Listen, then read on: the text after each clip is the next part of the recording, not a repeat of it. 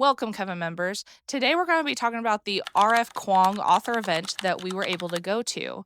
She is currently on tour for her new book, Katabasis, and we were able to see her and listen to her be interviewed. And she answered some audience questions. She answered one of our Coven members' questions that was submitted, and then she personalized our books. There was also books available for purchase that we were able to buy that were already signed. I wanted to take some time to show you the deluxe edition of Katabasis by RF Kuang. So here's the cover, and it has a beautiful sprayed edge on the top and the bottom as well. And then I'm going to show you the naked cover. This one has a stamped case, and it also has in-paper art. That's the front, and this is the back. And then also, this was signed and personalized to me. So I just wanted to show you some clips of what we did that day, and then I'm going to give a review of Katabasis because I've already finished it.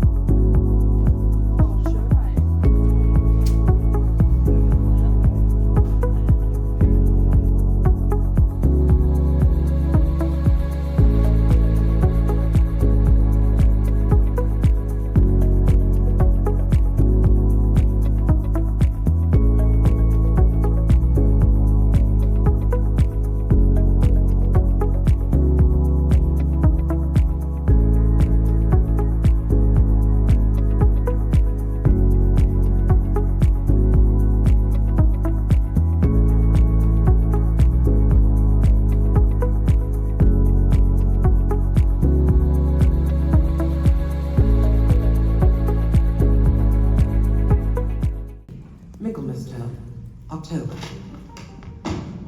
The wind bit, the sun hid, and on the first day of class, when she ought to have been lecturing undergraduates about the dangers of using the Cartesian severance spell to revise without key breaks, Alice Law set out to rescue her advisor's soul from the 8 courts of hell. It was a terrible, gruesome accident that killed Professor Jacob Grimes, and from a certain point of view, it was her fault. And so, for reasons of both moral obligation and self-interest, and welcoming RF Kuang and Soman Shanani.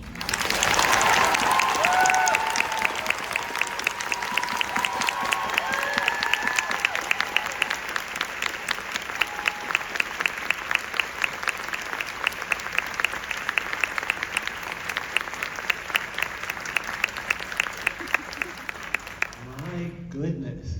We were talking about idea genesis. For me, I feel like every idea I will ever write in my life already exists. I know all the cats and they're all in a barn fighting each other as to what will be next.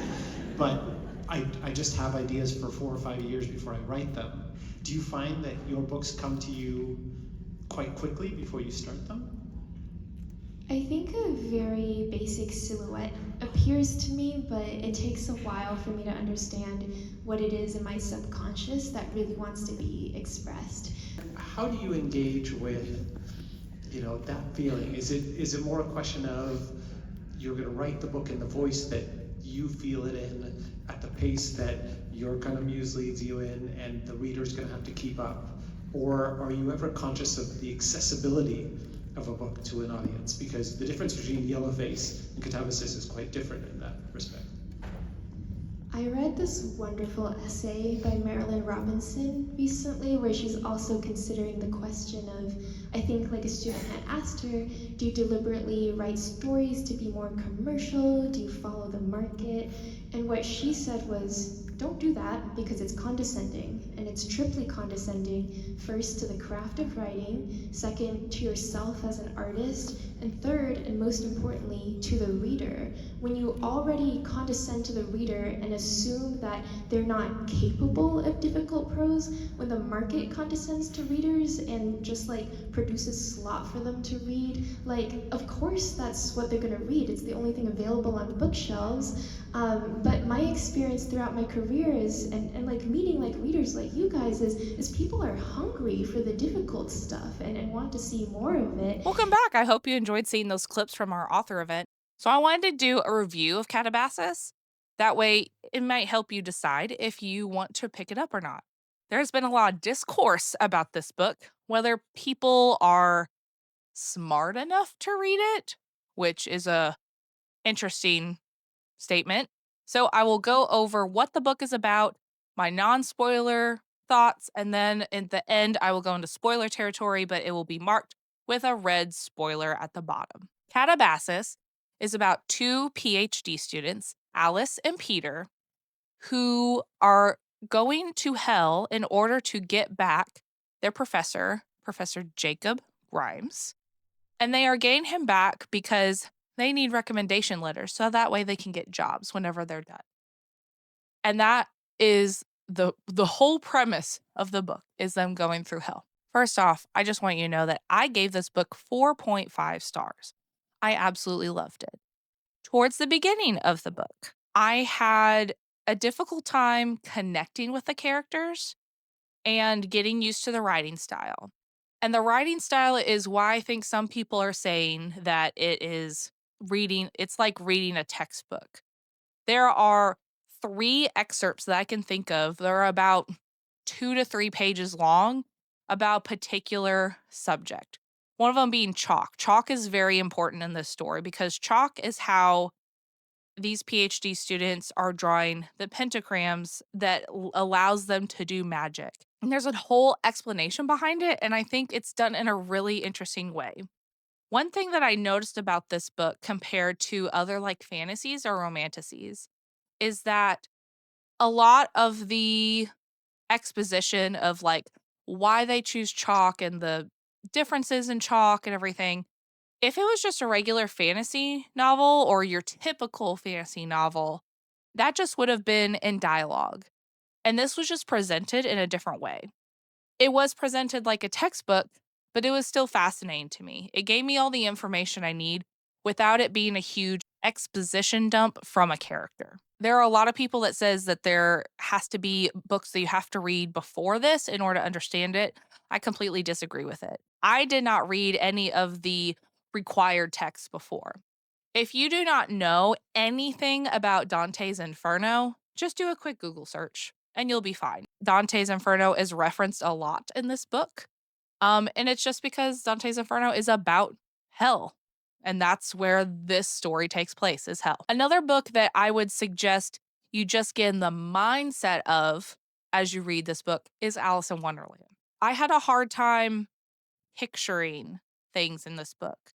Not that it wasn't described well, it was, but it just wasn't your typical setting.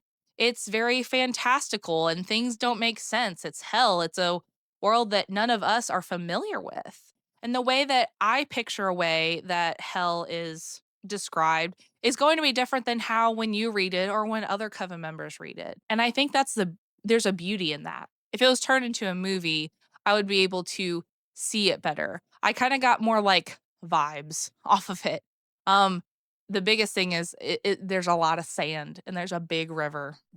And if you know, you know. The thing that I loved about this book is that the relationship between Alice and Peter is a conundrum. You don't quite understand what the deal is with Peter. Alice's choices, I feel like, are different from someone that you imagine you have written down on paper of who a PhD student is. There were many times that I was yelling at Alice, being like, make better choices, please.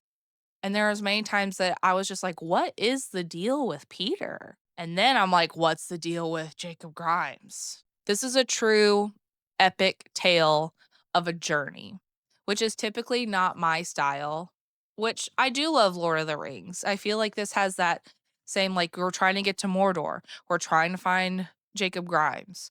We're going through all of the different circles of hell and all of the different trials.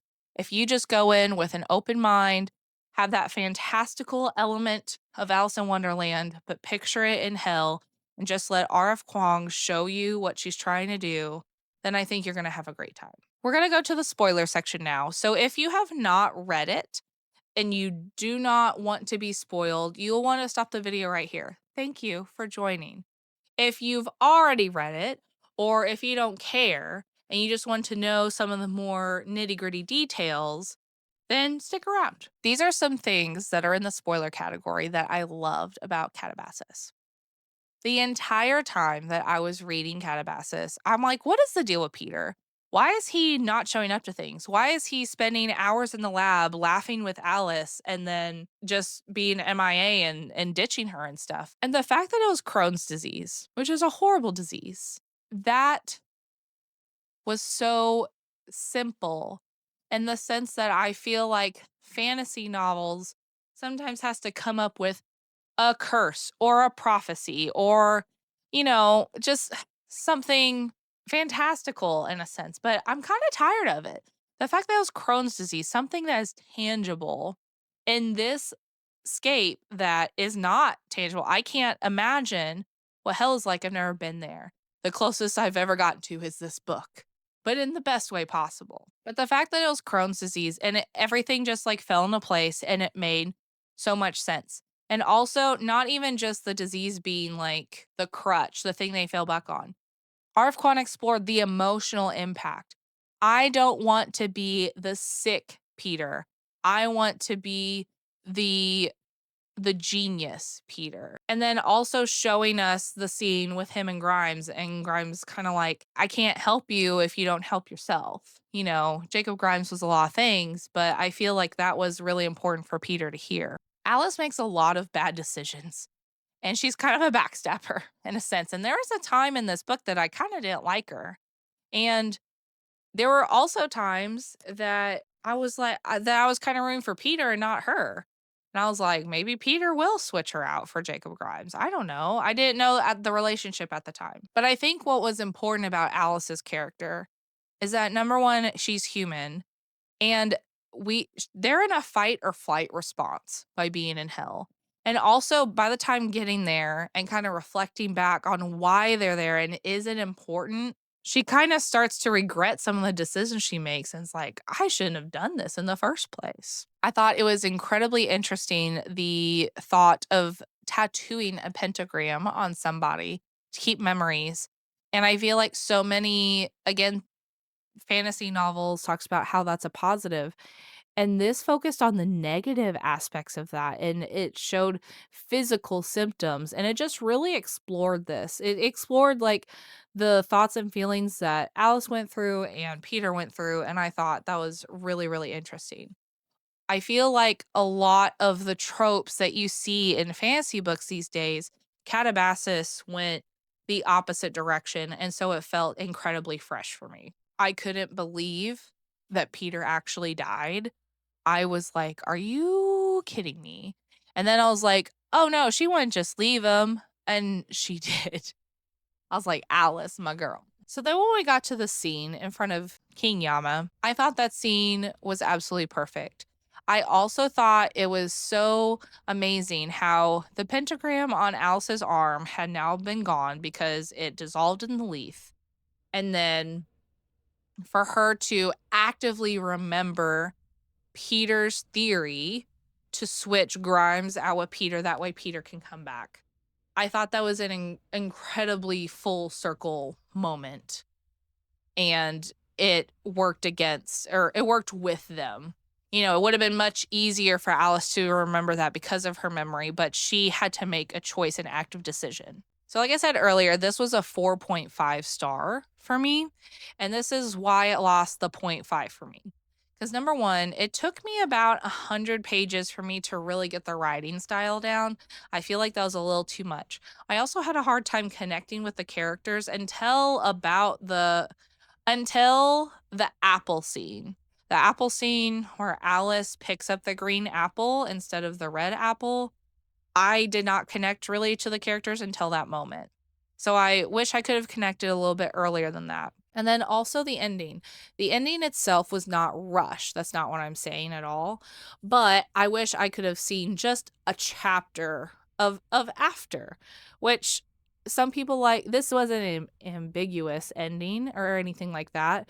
But for me myself, I just like to see a little bit of like where they ended up, cuz like at the end of the day, they went down there to, so they can get recommendation letters for their jobs.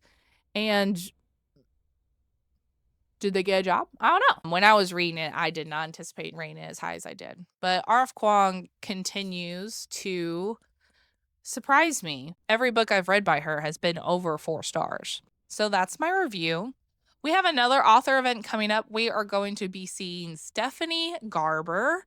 She is promoting her new book, Alchemy of Secrets.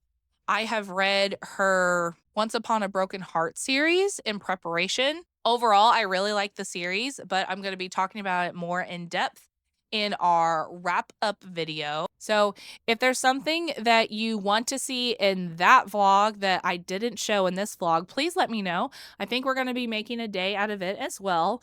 And we have a different group of Coven members going to this event. So, thank you so much, and we'll see you soon. Bye.